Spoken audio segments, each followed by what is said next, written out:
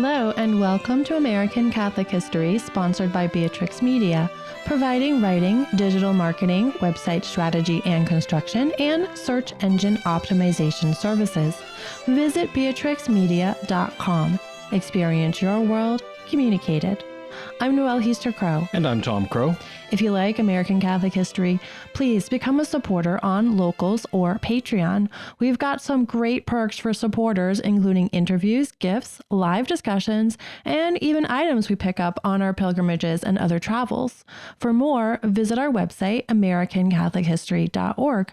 Help us keep this going. Also, be sure to give us a 5-star rating and a great review at Apple or Spotify or wherever you get your podcasts. These help others to find us. Today, we're talking about the actress Patricia Neal.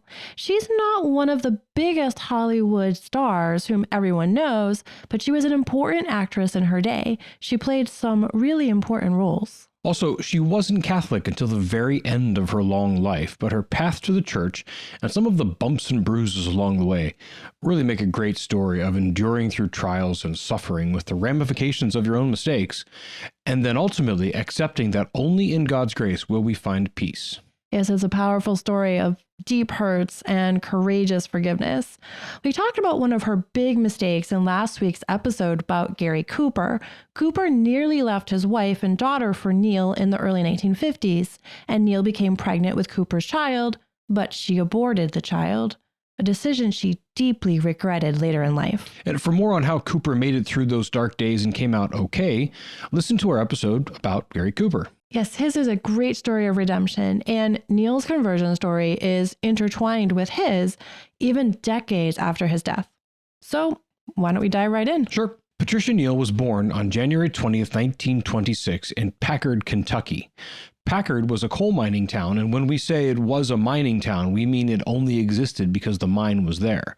When the coal ran out, the mine shut down, and the town was abandoned. But that was in the 1940s, so now Packard, Kentucky is just a ghost town. Neal's father was the mine manager, and her mother was the daughter of the town's doctor. So she had a relatively comfortable childhood in a hardscrabble town. Her family was Baptist, and they moved to Knoxville, Tennessee when she was still very young. Her first brush with acting was at 10 years old when she attended a performance of a collection of monologues. She was enthralled, and later that year when Christmas was coming, she wrote to Santa Claus, "What I want for Christmas is to study dramatics." By the time she was in high school, she was already delivering dramatic readings and had won the Tennessee State Award for dramatic reading. Acting success came pretty quickly for her. Her senior year in high school, she apprenticed at the prestigious Barter Theater in Virginia. Then after graduating from high school in 1943, she went to Northwestern University for drama. But she only spent 2 years there as a drama major before heading to New York and a career on Broadway. She won a Tony in 1947, the first year of the Tonys, and the very next year, she was swept out to Hollywood. So yeah, her star rose fast. She was 21 with a Tony in hand and about to make her screen debut opposite Ronald Reagan in John Loves Mary. She also starred with Reagan in Hasty Heart, both released in 1949. But it was the third film she did during this time that was most significant for her life. That was The Fountainhead, the film based on Ayn Rand's book about standing up and being an individual when all pressures are to be a well-behaved member of the collective. Her co-star in this film was Gary Cooper. The Fountainhead was a commercial failure, mostly because Cooper was miscast. Even as great an actor as he was, the role just didn't fit him. But the on-screen passion between Cooper and Neal was real, and it continued off-screen. Cooper was 25 years her senior. He was 48, she was 23. But Cooper had a way with women. It seems he barely tried and just connected on a very deep and personal level, and then neither he nor the woman involved had much inhibition. It happened more than once. Actually, it happened more than a dozen times. So Neal wasn't the only other woman in Cooper's life, but she was one of the two most significant other women who wasn't his wife. As for Neal, she fell deeply in love with Cooper and thought that they really had a future together. There was, of course, just one problem. Well, two. Cooper was married and he had a daughter. It's a rather large problem. But they persisted in their doomed affair for 2 years.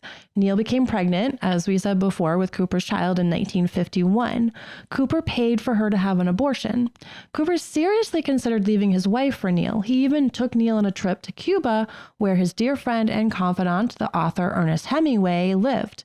He hoped to gain Hemingway's approval of his relationship with Neal and his plan to leave his wife and daughter for her. Hemingway refused to give that blessing. This was the beginning of the end of the affair. Eventually, Cooper's wife found out about the affair, and the rift caused the Coopers to separate for 3 years, but they did not divorce. The affair ended in 1951, and the trauma of the whole thing caused Neal to have a nervous breakdown. In 1952, she left Hollywood and returned to New York. Later in life, she said that if she could go back and change one thing in her life, it would be to keep that child. The abortion haunted her. The next man in her life came fairly soon after her arrival in New York.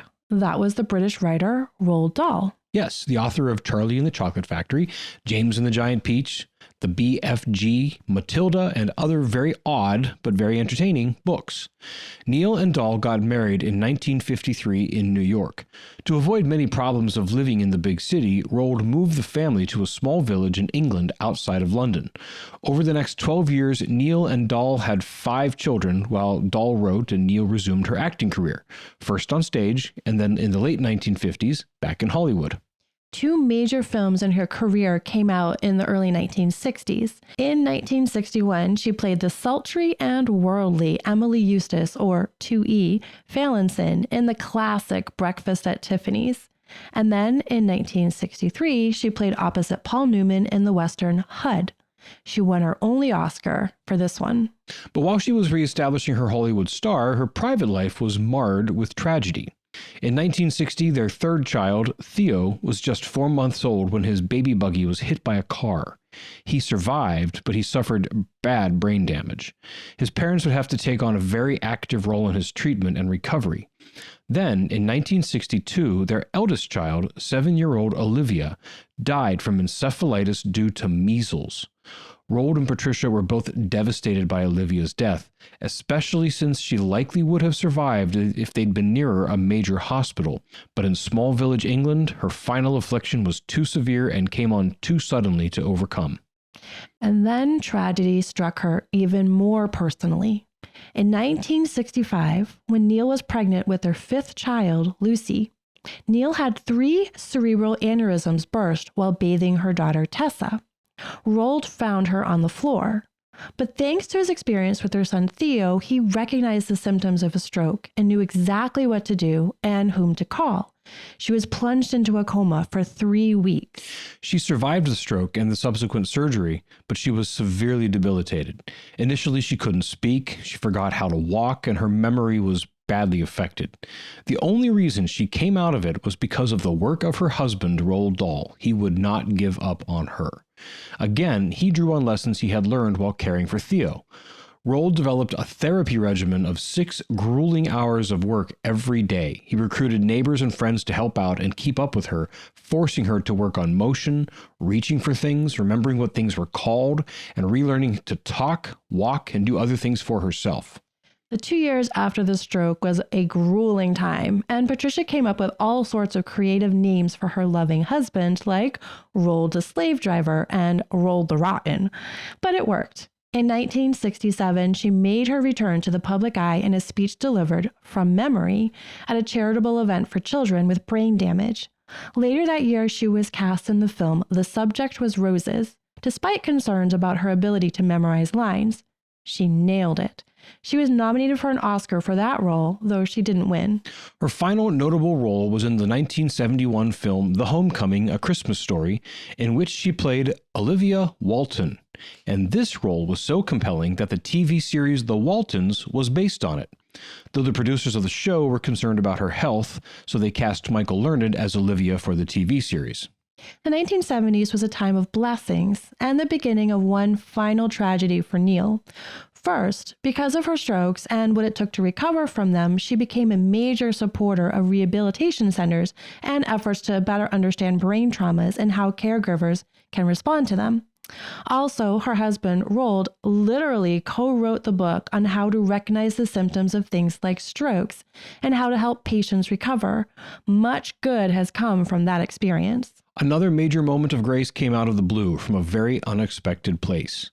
In the late 1960s, while she was still in recovery from her strokes, a letter came in the mail from Maria Cooper, Gary Cooper's daughter and only child. Neal didn't remember most of the letter later in life, and Roald eventually burned it, but Neal never forgot the three most important words it contained. I forgive you. Neal was floored. The last two times she and Maria had had any interaction, both in the 1950s, Maria had spit on her once and stared her down from a distance the second time. But now Maria was looking for reconciliation, entirely unsolicited. Maria was a devout Catholic, and she had seen how her own father had changed through conversion and eventually died in the full embrace of the church in 1961.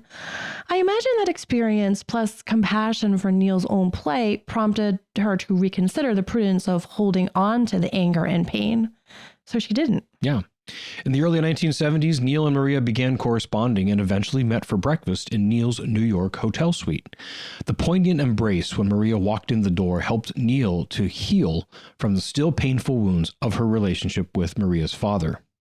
And in her autobiography, Neal relates that during the breakfast, Maria finally asked, "Is it true that you were pregnant by my father?" To which Neal replied, "Yes, I am sorry, but I didn't have it." And Maria answered, "It's my loss too.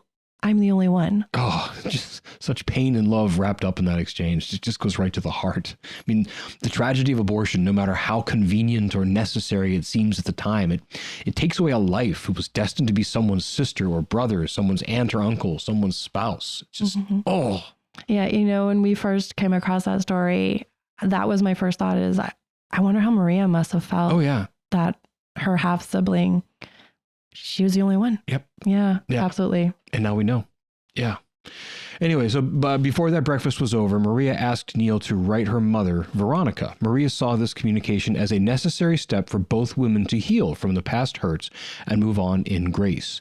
Neal promised to do so, but she couldn't bring herself to do it for a long time. Neal and Maria remained in contact, but didn't see each other again until early 1978 when they bumped into each other in France. Maria sensed that Neal was deeply troubled and asked her about it. Neal poured it all out for Maria, the stress of her son's brain damage, her daughter's death, her own health issues from the stroke, and growing troubles in her marriage. Maria asked her about her faith in God and then said something very important. She suggested that Neal should visit the Abbey of Regina Laudis in Bethlehem, Connecticut. We told the story of Mother Benedict and the founding of Regina Laudis in episode 76, but we haven't yet told the story of the Abbey's most famous nun, Mother Dolores Hart. Mother Dolores, of course, entered the Abbey in 1963 after giving up a blossoming Hollywood acting career, so there was a connection between Mother Dolores and Patricia Neal. Neal didn't immediately take the advice, but in the fall of 1978, she got back in touch with Maria and asked about that abbey. Maria gave the contact information and some encouragement, and then Neal took the initiative. Neal contacted Regina Laudis and made an appointment to visit. The appointed time, a 3-day stay, finally came in May of 1979.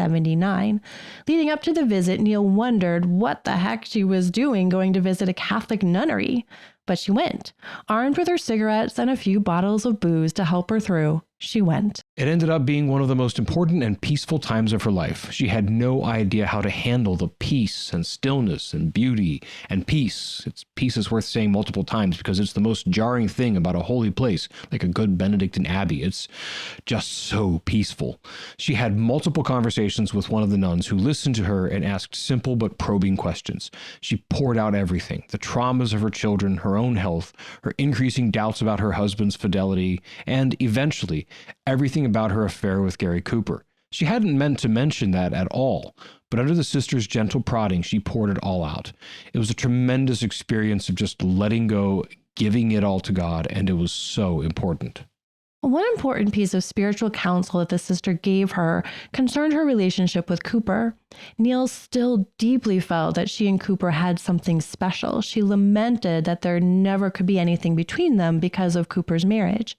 But the sister pointed out that yes, there could be a spiritual bond rather than a physical and emotional one. Neal had never considered that possibility, and it helped her. At the end of the 3 days, she realized, to her astonishment and gratitude, that she had entirely forgotten about the booze she had brought with her. Yeah. She visited a few more times over the next few years. In 1981, when she saw that Veronica Cooper's second husband had died, she finally summoned the courage to write that letter she had promised she would. Rocky was deeply moved by it. The two women agreed to meet, and the reconciliation was a powerful moment of grace for all involved. Many things were going well for Neal. Many past wounds were experiencing healing, but another deep wound was near at hand. In 1983, Neal found out that her husband, whom she dearly loved, had been having an affair for a decade. And the other woman was a publicity agent who had helped guide Neal's comeback and her career in the early 1970s. However, unlike Gary Cooper, Roald Dahl didn't end the affair and save his marriage. He asked for a divorce. Neal was devastated. She returned to Regina Laudi's looking for guidance and told them she intended to write a tell-all that would be just scathing. Mother Benedict, a remarkable woman in her own right, convinced her that that would be a very bad idea.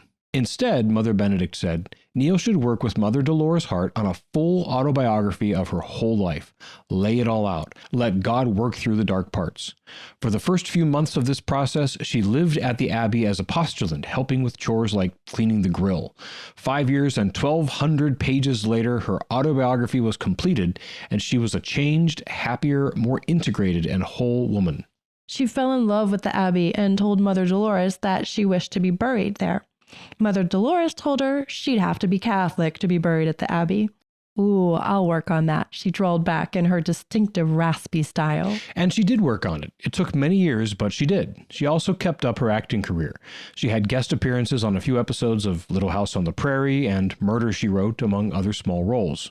She returned to the Abbey at least once every year for their annual festival. She would do dramatic readings and help raise money for the Abbey. One year during her reading, a massive storm blew in and knocked down the tent they were using. So Neal financed the construction of a permanent venue and named it the Gary the Olivia Performing Arts Center after the two most important people in her life. In 1990, a few months before Roald Dahl died, she even worked up the courage to contact her husband, the man whom she still loved, and forgive both him and his second wife, who'd wrecked their marriage. During her last years, Mother Dolores would ask her about becoming Catholic. She told Mother, "I want to be Catholic, but not yet." When Mother asked her what she meant, she replied, "I like being Catholic when I'm here, but not when I'm not here." Mother pressed her, saying, "That's not going to do God any good. He wants you to be Catholic all the time." Well, the time finally came. As she was suffering from lung cancer, incidentally one of the cancers that ultimately killed Gary Cooper, she finally told Mother Dolores, "I'm ready to become Catholic." And in March of 2010, she was received into the church. 4 months later, she died, and she was indeed buried on the grounds of Regina Laudi's Abbey. In the end, she found the love, peace, and generosity that her heart so craved. She was able to receive forgiveness and give it. This has been American Catholic History, sponsored by Beatrix Media. If you enjoy American Catholic History, become a supporter on Locals or Patreon. Get information about both and the perks of being a supporter at americancatholichistory.org/support.